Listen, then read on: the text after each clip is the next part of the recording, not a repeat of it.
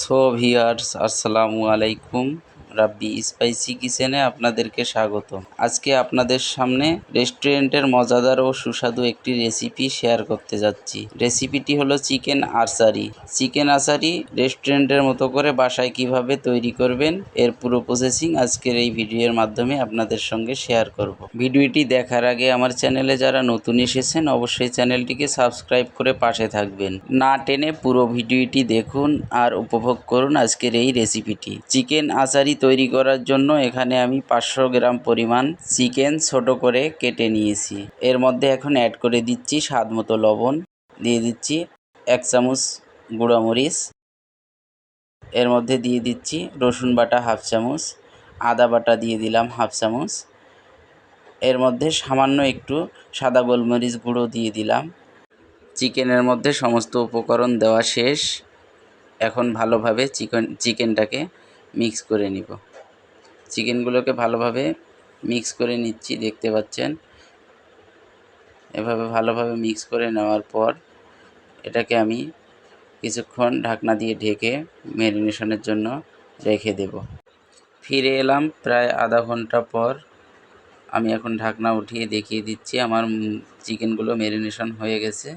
এখন আমি এখানে কিছুটা বেসন অ্যাড করে দিচ্ছি। কিছুটা বেসন দিয়ে আবার চিকেনগুলোকে ভালোভাবে মাখিয়ে নিব, দেখতে পাচ্ছেন। চিকেন আচারি বানানোর জন্য বেসনটা অবশ্যই আপনারা ব্যবহার করবেন। বেসনটা ভালোভাবে লাগিয়ে নিয়ে আমি এখন এগুলোকে তেলে ভেজে নিব। তো বেসন লাগানো কমপ্লিট। কড়াইয়ের মধ্যে তেল দিয়ে দিয়েছি। তেলটা গরম হয়ে আসলে আমি চিকেনগুলোকে গরম তেলের মধ্যে ভালোভাবে ছেড়ে দিব। ছড়িয়ে ছিটিয়ে চতুর্দিক দিয়ে ছেড়ে দিতে হবে। একটার উপরে একটা ছেড়ে দিলে লেগে যেতে পারে, এজন্য চতুর্দিক দিয়ে ছড়িয়ে দিচ্ছি। আর চিকেনটা ছাড়ার সময় অবশ্যই খেয়াল রাখতে হবে তেলে যেন পর্যাপ্ত পরিমাণ হিট থাকে। তেলটা যেন ভালোভাবে গরম হয়ে যায়, তারপরেই চিকেনটা ছেড়ে দিতে হবে।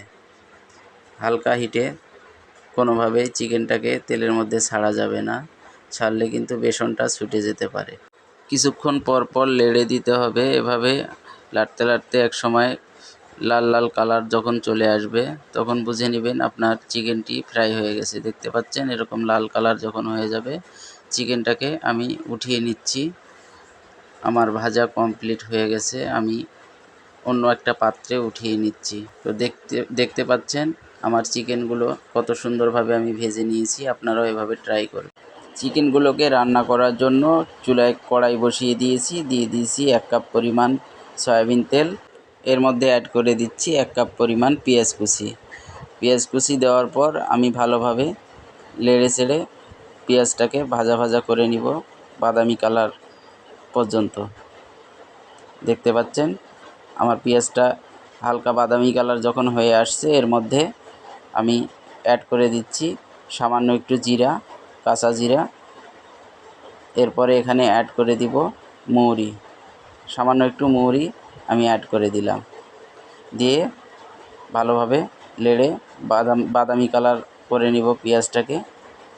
দেখতে পাচ্ছেন বাদামি কালার যখন হয়ে যাবে এর মধ্যে আমি অ্যাড করে দিব এক চামচ পরিমাণ আদা বাটা, 1 চামচ রসুন বাটা।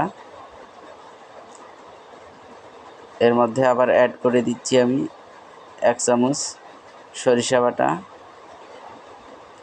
সাদা সরিষাটা বেটে নিয়েছি 1 চামচ দিয়ে দিলাম। এর মধ্যে দিয়ে দিচ্ছি চীনাবাদাম বাটা 1 চামচ। এর মধ্যে দিয়ে দিচ্ছি কাঠবাদাম বাটা দিয়ে দিলাম 1 চামচ। এরপরে এখানে অ্যাড করে দিচ্ছি কিশমিশ, 10 থেকে 12টি কিশমিশকে বেটে নিয়েছি, সেটা অ্যাড করে দিলাম। এর মধ্যে দিয়ে দিচ্ছি জিরা বাটা 1 চামচ।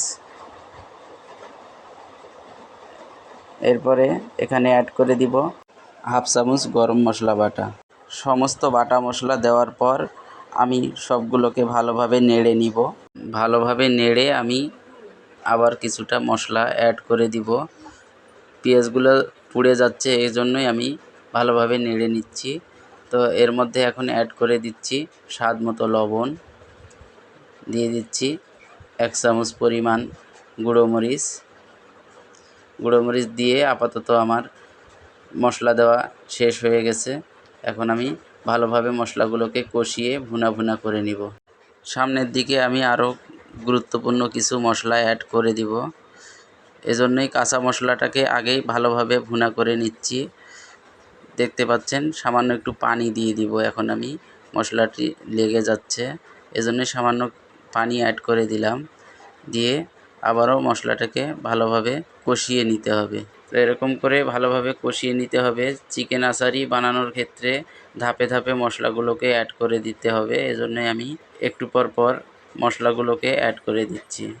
আমার মশলাটি ভুনা হয়ে গেছে। এখন আমি এখানে অ্যাড করে দিচ্ছি টক দই দিয়ে দিচ্ছি আমি 4 চামচ। টক দই দিয়ে দিলাম 4 চামচ। এর মধ্যে আমি এখন অ্যাড করে দিব তেঁতুল ভেজানো পানি, হাফ কাপ পরিমাণ তেঁতুল ভেজানো পানি অ্যাড করে দিলাম। চিকেন আচারির ক্ষেত্রে তেঁতুল ভেজানো পানিটি খুবই গুরুত্বপূর্ণ, এটি আপনারা অবশ্যই অ্যাড করে দিবেন।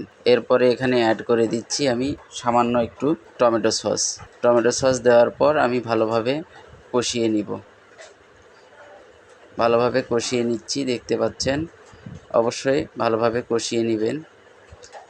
কষিয়ে নেওয়া শেষ। এর মধ্যে এখন আমি অ্যাড করে দিচ্ছি ভেজে রাখা সেই চিকেনগুলো দেওয়ার পর আমি ভালোভাবে কষিয়ে নিব। মশলাগুলো ভালোভাবে মিক্স করে নিচ্ছি। দেখতে পাচ্ছেন, চুলার আঁচটাকে এ সময় একটু হালকা করে রাখবেন। চুলার আঁচটাকে হালকা রেখে ভালোভাবে ভুনা করে নিতে হবে। দেখতে পাচ্ছেন, এরকম করে ভুনা করে নিতে হবে। তো আমার ভুনা প্রায় হয়ে গেছে। এর মধ্যে আমি এখন অ্যাড করে দিব জলপাইয়ের আচার। আমি কিছুটা জলপাইয়ের আচার অ্যাড করে দিলাম। এর মধ্যে এখন সামান্য একটু জিরার গুঁড়া দিয়ে দিচ্ছি স্বাদ বাড়ানোর জন্য। জিরার গুঁড়া দেওয়ার পর আবার কিছুক্ষণ নেড়ে নিচ্ছি, প্রায় 5 মিনিটের মতো ভালোভাবে নেড়ে চেড়ে ভুনা করে নিতে হবে। দেখতে পাচ্ছেন, এভাবে নেড়ে চেড়ে ভুনা করে নিচ্ছি। আমার রান্নাটা প্রায় 80% শেষ। এখন এখানে আমি অ্যাড করে দিব সামান্য ধনিয়া পাতা কুচি। একটি টমেটোকে কেটে নিয়েছি, টমেটোটা উপর দিয়ে ছিটিয়ে দিচ্ছি। এরপরে দিয়ে দিলাম 3টি কাঁচামরিচ স্লাইস করে কেটে নিয়েছি। কাঁচামরিচ, টমেটো এবং ধনিয়া পাতা দিয়ে দিলাম। দেওয়ার পর ভালোভাবে আবারও নেড়ে চেড়ে রান্নাটিকে সম্পূর্ণ করে নিচ্ছি। দেখতে পাচ্ছেন, রান্নাটি আমার সম্পূর্ণ হয়ে গেছে। এখন আমি এটাকে প্লেটে উঠিয়ে নিব।